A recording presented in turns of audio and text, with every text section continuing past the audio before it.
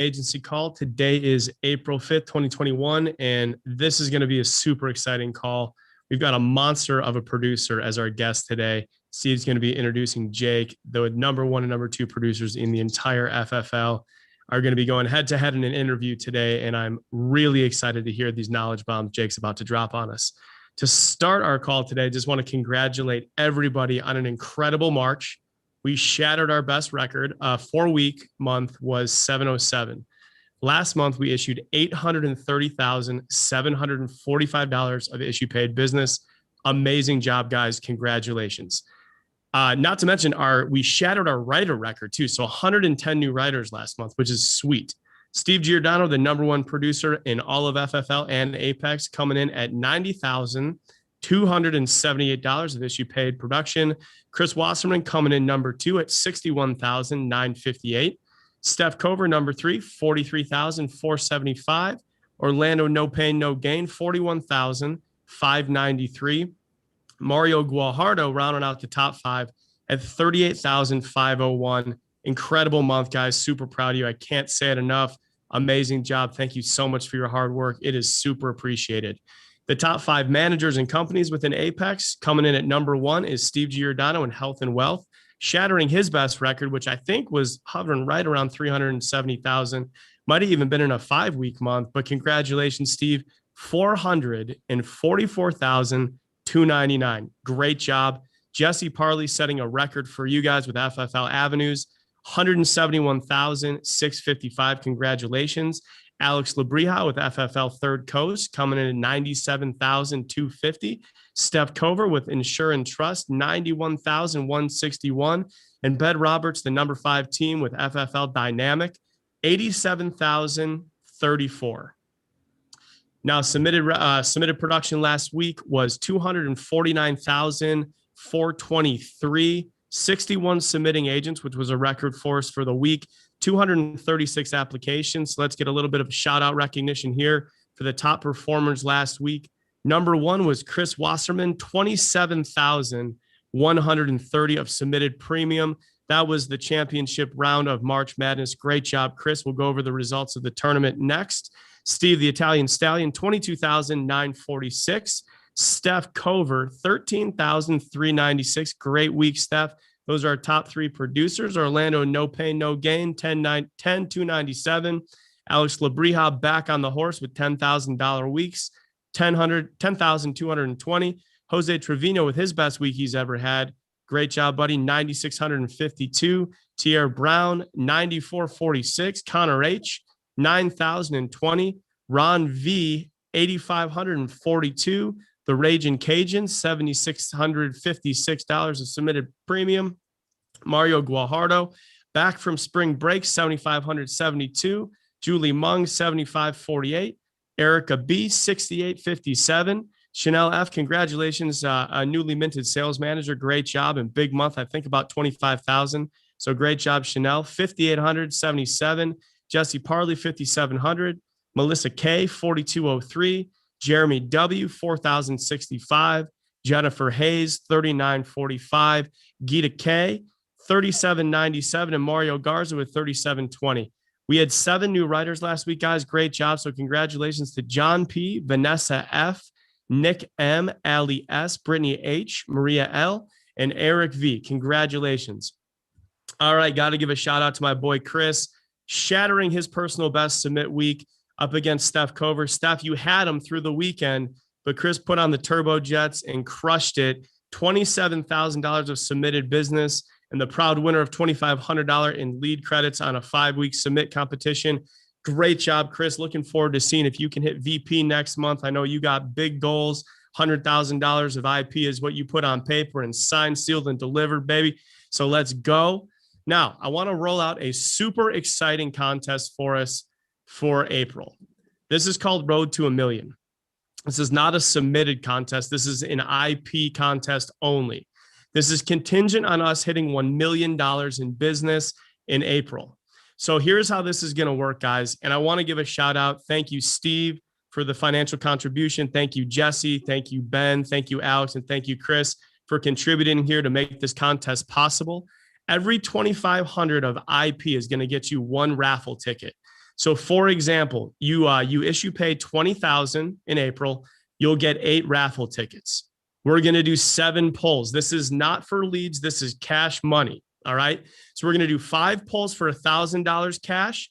We're going to do 1 pull for 2,500, and the grand prize is going to be 1 pull for $5,000 of cash. All right. Again, this is contingent on everybody performing at a high level and us hitting $1 million of business. And that's it for my part of this call today, guys. Steve, I'll have you introduce Jake, and you can take it from here. Wow. Well, that was an impressive month for everybody. I'm fired up off of that road to $1 million. I know you are. So my man, Jake Konen, speaking of $1 million, newly minted VP. So congratulations, my friend, of FFL Big Sky.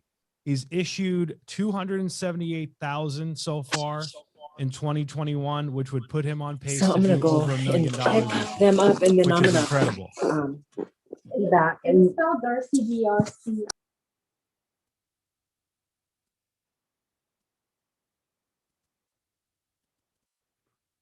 Hey, Steve, you're muted. Oh, there we go. Yeah. Better? Okay. Got you now. You got my introduction, right?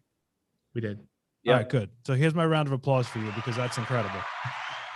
Cheers to you too, man. Just chasing you. So how are you, my friend? I'm doing phenomenal. How about you? I'm doing great. So I wanted to kind of start here. I know you're living out in Columbus, Ohio, and you kind of bounce back and forth between there and Montana. Is that correct? Yes, sir. Awesome. Okay.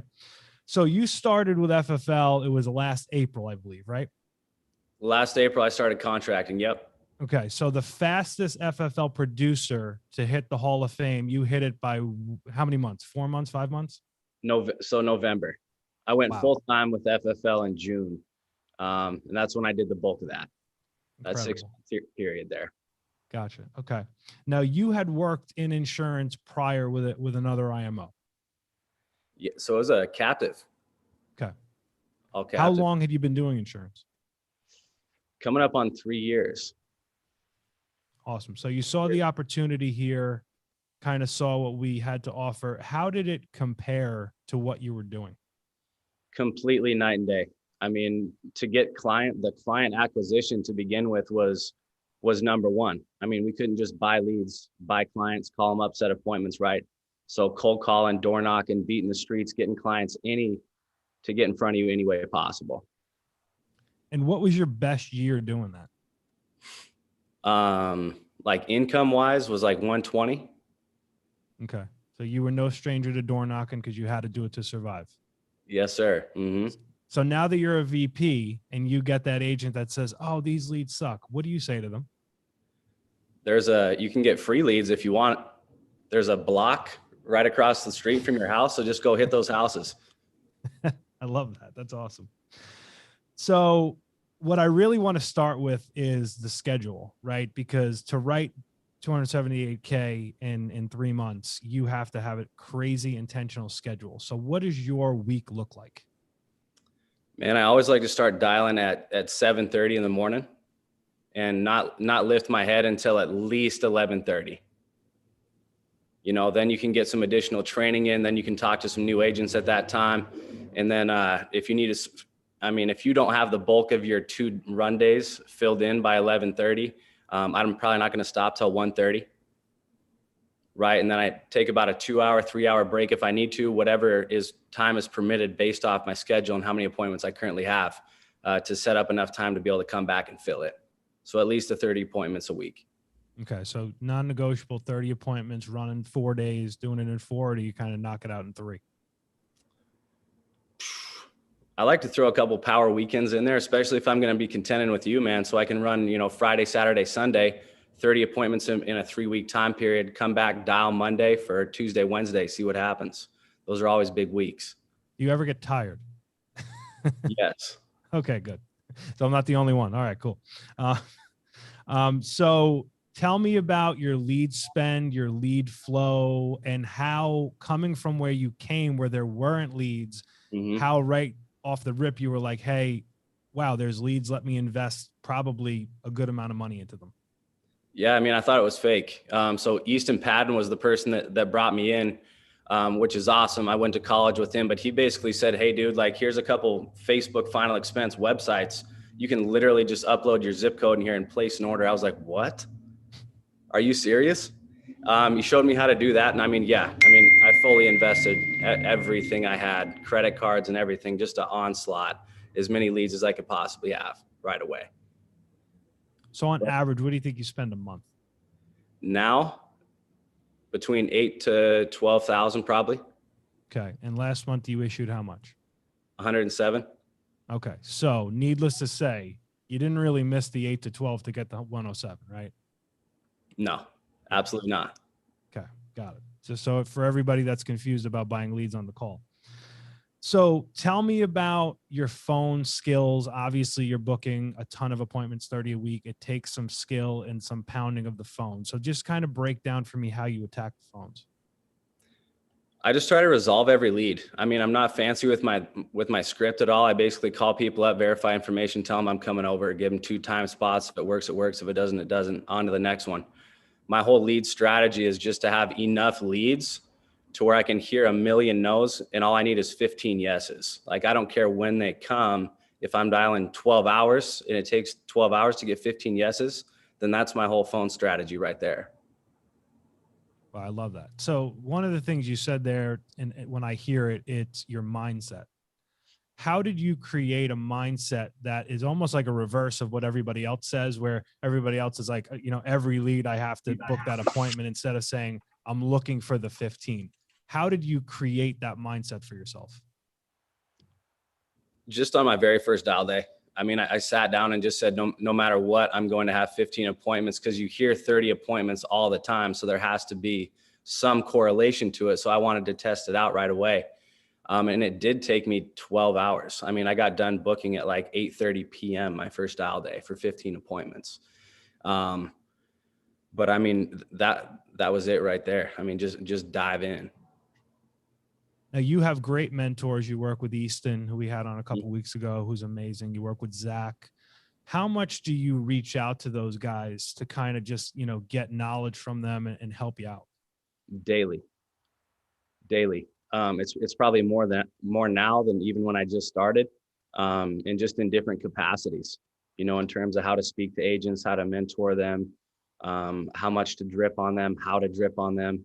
You know, initially it was just like calling them in the phone or in the house all the time. I was not shy about that. That's awesome. So now, how do you kind of work your schedule between the 2 states? Do you run other states for travel trips, or is it just the 2? Just the 2 right now, just because the lead flow is awesome. I just let Montana build up because there's not a lot of people there. So I just have a lot of mortgage locked out in Montana. And then I can just come out in Columbus and just pound the instance, you know, pound the 1-month-old life leads. Everything in the CRM is gold, literally everything, if you dial it correctly. I did bounce around. I hit Boise, Idaho, hit Lincoln, Nebraska quite a bit. So I mean, constantly traveling, being from Montana, just to be able to get that lead flow that you need. Love that. So your in-home psychology. One of the things I'm sure you'd probably say when you run 30 appointments, your in-home doesn't have to be phenomenal to close a lot, because you're sitting probably, I'd guess, with 18 of 30 on average, right? Yes. Okay. So just from hearing a little bit of you speak here and from another call I heard, I can tell you really understand the psychology of the client. So walk me through what Jake does in the house to take him to the sale. First off, I don't really build any rapport. I'd rather build trust and respect than rapport, right? Because I mean, everyone has had commission breath at one point or another, and it never works out, never looks good for anybody. You know, so I want to stay as far from that preconceived notion as humanly possible. So like grabbing control right when you walk into the house, man, that's the first thing I do, is lead them to the table. That simple command right away, they're already following my lead. From there, I jump right in, you know, just like a doctor. I just basically show them my license. I put them on the table. If they want to look at it, they can. I just try and find a direction of why I'm there immediately. And I don't move off of that until I have a direction for the rest of the appointment. I mean, I almost approach it like Like I'm an Uber driver, right? And you're getting into my car. I can't go anywhere until you give me the coordinates, you know, for the destination here. So why am I here? If it's a husband and a wife, like, is there a big income disparity? Okay, so income replacement is going to be the main focal point because, you know, John's been out, he's out working 40 to 80 hours a week, making 10K a month for, you know, Mary and the 4 kids. So if something happens to John, there's literally no income, right? So I established that from the get-go, and I asked them to repeat it to me basically. So, you know, Bob and Mary, you know, it'll make sense why you guys have me over right now. Huge income disparity. If something happens to John, Mary, what are you doing? Just reiterate the fact. And I still haven't even wrote anything down. I'm not even in the financial inventory. They need to understand the importance of why I'm there before I even start asking them anything and going any further than that. And then also the flip side is, like, don't forget about Mary either, right? Because if something happens to Mary, John's not going to be able to work 80 hours a week because someone's got to take care of the 4 kids, right? So it's imperative that both of you have policies today, correct? Perfect, right? And then just move on down the line. Put words in their mouth a little bit by just kind of showing them what could happen, you know, right away. And then you got that respect. I didn't build any rapport up until that point. I literally just jumped right in, just like a doctor would. You know what I'm saying? That's amazing, because it's almost like you're doing a financial inventory in the reverse, and you're getting the emotionality out quickly. Mm-hmm. And they're not, and you can always lean on that. So you're probably not getting a crazy amount of need to think about it. Definitely not. I mean, think about it where that's everybody's hardest objection. It's still mine. I'm sure it's still yours. Yep. You can't always avoid them, but you can do a dang good job of setting yourself up to avoid them less and less and less. You know, that's another thing is after we establish a direction, right? And I start jumping into the rest of this thing, I just say, you know, hey, Bob and Mary, I'm going to give you guys my best here. I'm going to leave it all on the table for you. I'll be 100% honest, black and white with you guys. And most of my clients, when we're done with this, they feel comfortable with giving me a yes or a no response. Do you feel comfortable doing the same? I like to that. kind of address the think about it immediately. Yeah, teeing them up. So one of the other things on the psychology front I want to talk about with you, when you issue pay a lot of business, obviously you understand getting the right client in the right policy. So meaning if you go meet someone who's in their 50s and they want term or what have you, and they can't get it or whatever age frame, how do you pivot to get someone, let's say it's a whole life or a stack of whole life, as opposed to like a term policy? Man, I just tell them exactly why we're doing something. I mean, I don't shy away from that at all. You know, like if you and me were sitting down and you were like, hey man, you know what? I'm like 55 years old. I can afford a whole boatload of insurance. I need a lot of term, you know, but I got a stent put in a year ago.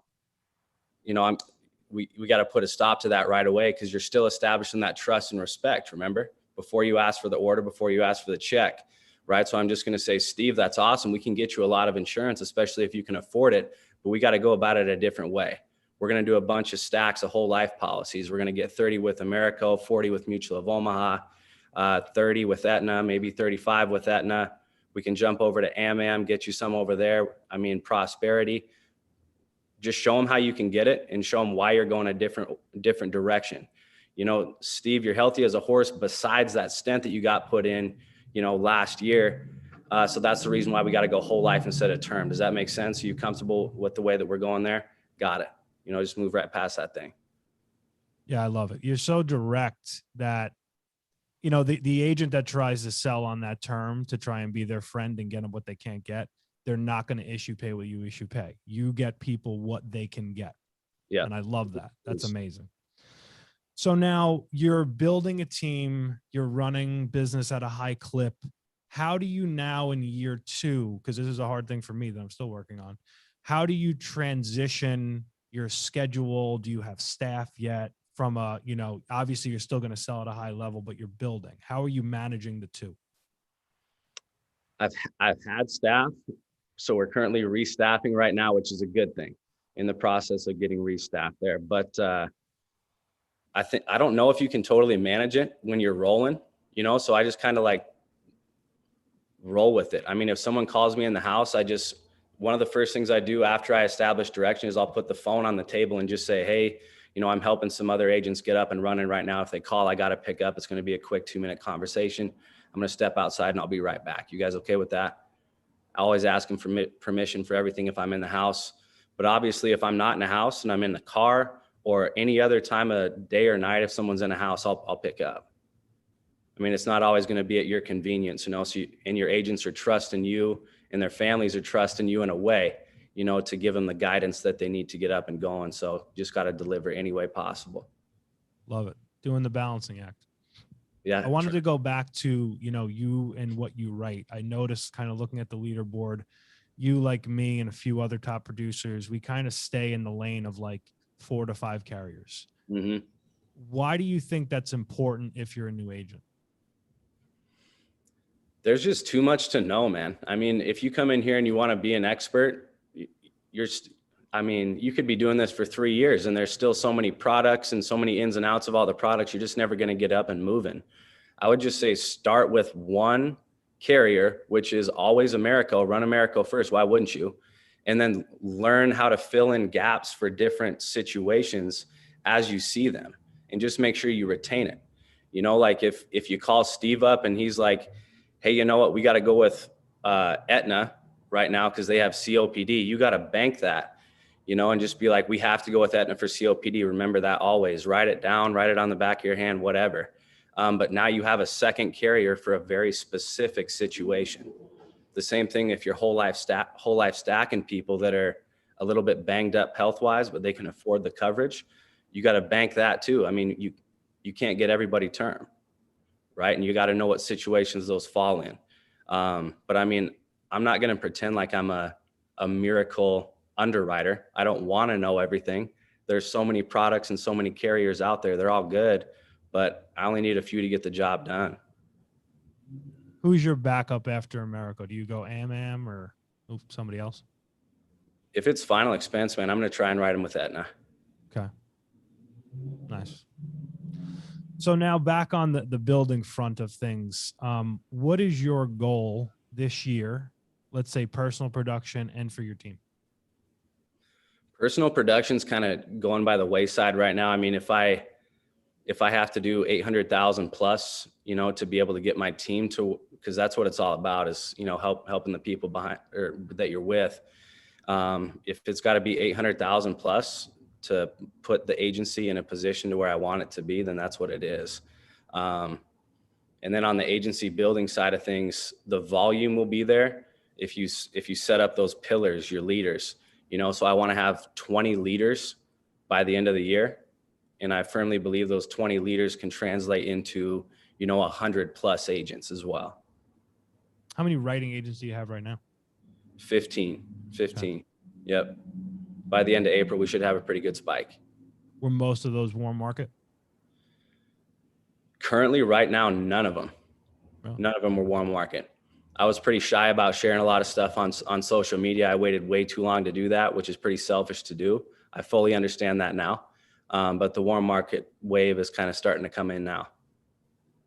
And Easton obviously found you. You said you guys went to college together. So you saw a post that he did and you were like, let me jump on this. I'm already doing insurance. Yes. Oh yeah. That's awesome. Are you looking at any office space yet? Office space in Columbus. That's in the works as well. I'd be surprised if we don't have a spot here by the end of April. Nice. Awesome. So what's something that you would give to a new agent that's just starting out, let's say, you know, didn't come from the industry or just starting out? If there was like one thing you could say, go do this to be successful, what would that be? Dial the phones straight up. Because I mean, everybody wants to know about the products right when they start, especially if you're a new agent, never been in insurance before. They're like, hey, I mean, what do I even do? Right? The first thing you got to do is get in front of people. You can't use any in-home skills. You can't use any product knowledge. You can't even call Steve for help inside the house if you're not in a house. So the first thing you got to do is crank up your activity through the roof and thank yourself later. Shorten that learning curve, literally just invest in leads and work the crap out of them. That's number one. I wouldn't disagree.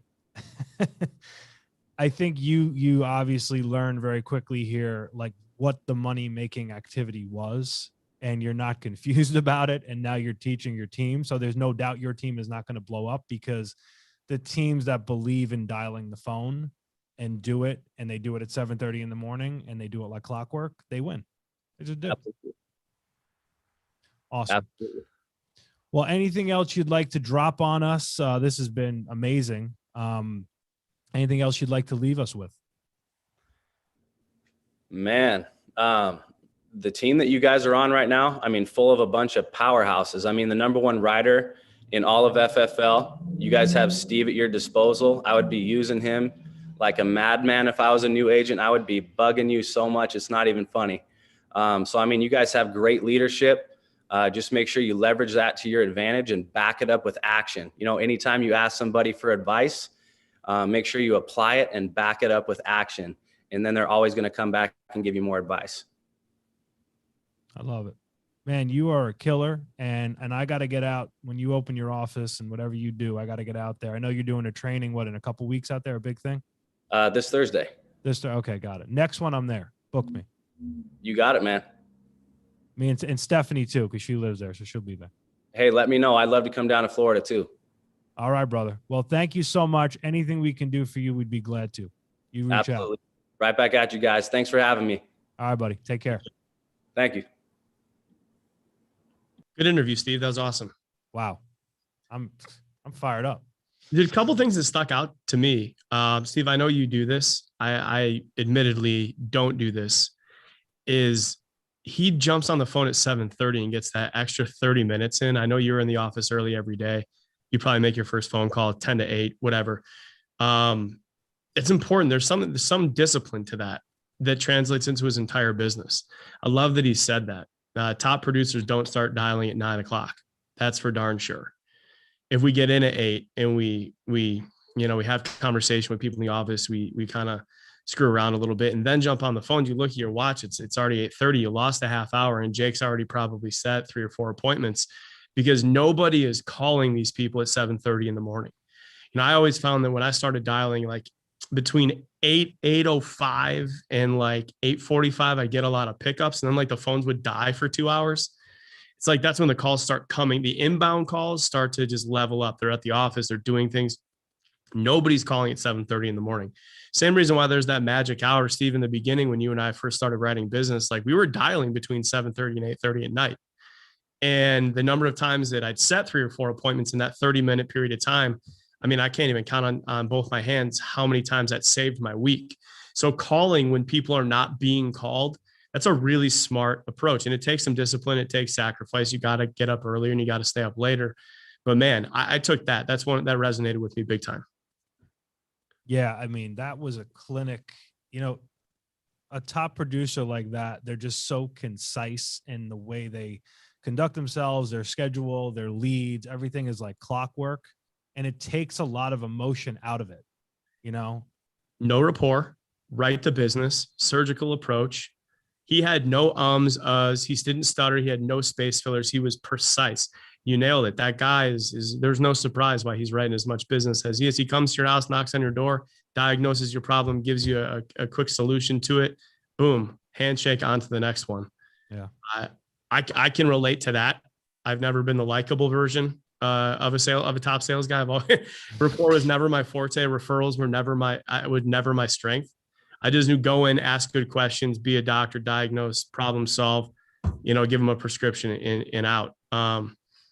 There's a lot to that. It's business. You're not in the business to make friends when you're in the field. It's cool that I really appreciated the things that he said on that call. It's a great interview again. Yeah. They're your client after they get a policy, not before. 100%.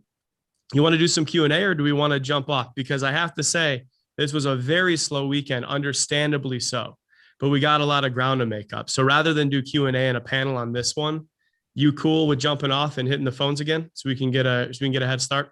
Yeah, I think he said the magic word that I love to lean on, and that's action. We got to dial. Guys, thank you so much. I'm super fired up for the road to $1 million, 5-week month in April. We're crushing it. We got all the momentum on our side. As always, happy selling. Go